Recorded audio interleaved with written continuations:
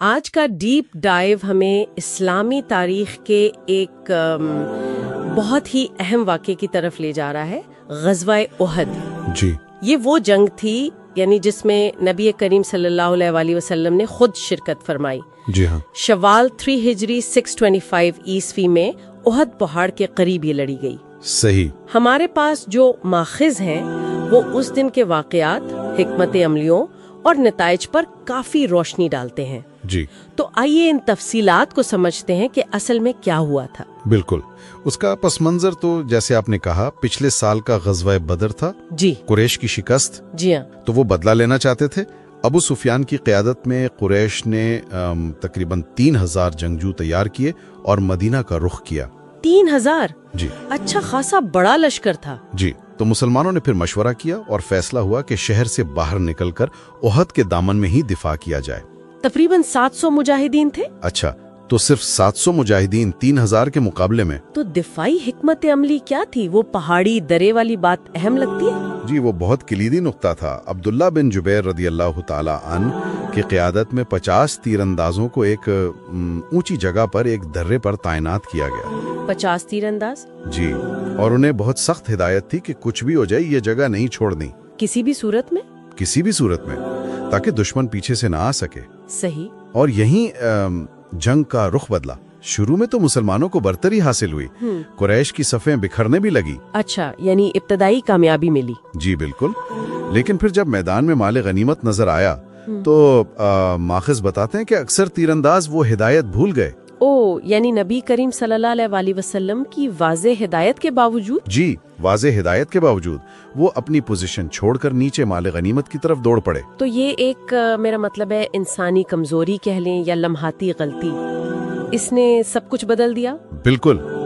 خالد بن ولید جو اس وقت قریش کی طرف سے تھے اور بہترین فوجی کمانڈر مانے جاتے تھے، انہوں نے فوراً یہ موقع دیکھا۔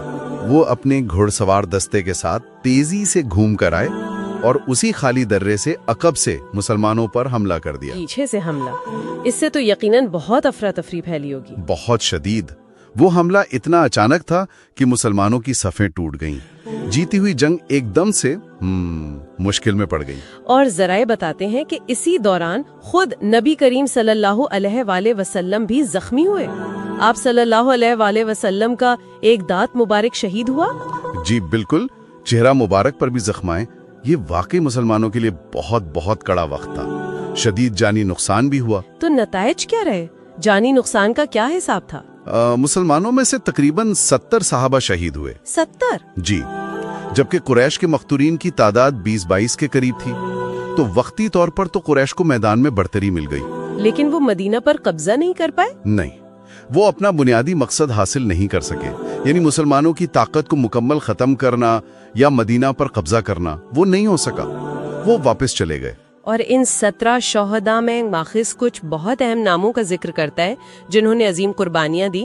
حضرت حمزہ رضی اللہ تعالی عنہ کا نام سر فہرست آتا ہے۔ جی، حضرت حمزہ بن عبد المطلب رضی اللہ تعالیٰ عنہ، نبی کریم صلی اللہ علیہ وسلم کے چچا، اسد اللہ، اللہ کا شیر، ان کی شہادت بہت بڑا صدمہ تھی۔ پھر حضرت مصعب بن عمیر رضی اللہ تعالیٰ عنہ، اسلام کے پہلے علم بردار، وہ جھنڈا تھامے ہوئے تھے اور شہید ہو گئے، لیکن جھنڈا گرنے نہیں دیا۔ سبحان اللہ۔ جی، اور حضرت عبداللہ بن جاش رضی اللہ تعالیٰ عنہ، حضرت حنظلہ بن ابی عامر جنہیں غسیل الملائکہ کہا جاتا ہے۔ غسیل الملائکہ یعنی جنہیں فرشتوں نے غسل دیا؟ جی، کیونکہ وہ اپنی شادی کے رات تھے جب جنگ کی پکار آئی اور وہ فوراً میدان میں پہنچ گئے۔ شہادت کے بعد انہیں فرشتوں نے غسل دیا۔ یہ سب استقامت کی زبردست مثالیں ہیں۔ اچھا، تو جنگ احد کے میدان پر ختم نہیں ہوئی؟ قریش واپس جا رہے تھے تو مسلمانوں نے ان کا تعاقب بھی کیا، غزوہ حمراء الاسب۔ جی بالکل، اگلے ہی دن زخموں کے باوجود نبی کریم صلی اللہ علیہ وسلم نے صحابہ کو ساتھ لیا اور قریش کے لشکر کا تعاقب کیا۔ حمراء الاسد ایک مقام ہے۔ اس کا کیا مقصد تھا؟ قریش تو جا رہے تھے۔ مقصد یہ تھا کہ قریش کو یہ پیغام جائے کہ مسلمان کمزور نہیں پڑے، ان کے حوصلے بلند ہیں، کہیں وہ یہ سوچ کر واپس پلٹ نہ آئیں کہ مدینہ اب غیر محفوظ ہے۔ اچھا، یعنی ایک طرح سے نفسیاتی برتری قائم رکھنا۔ جی بالکل، یہ ایک بہت اہم تصویراتی اقدام تھا۔ اس سے قریش کو آگے بڑھنے سے روکا گیا۔ تو خلاصہ اگر کریں ग़ज़वे उहुद एक बहुत पेचीदा जंग थी। इब्तदाई कामयाबी मिली, फिर एक तज़वीराती गलती यानी तीर अंदाजों का जगह छोड़ना, उसकी वजह से शदीद नुकसान हुआ जी। लेकिन ये मुसलमानों के लिए कोई मुकम्मल या फैसला कुन शिकस्त नहीं थी।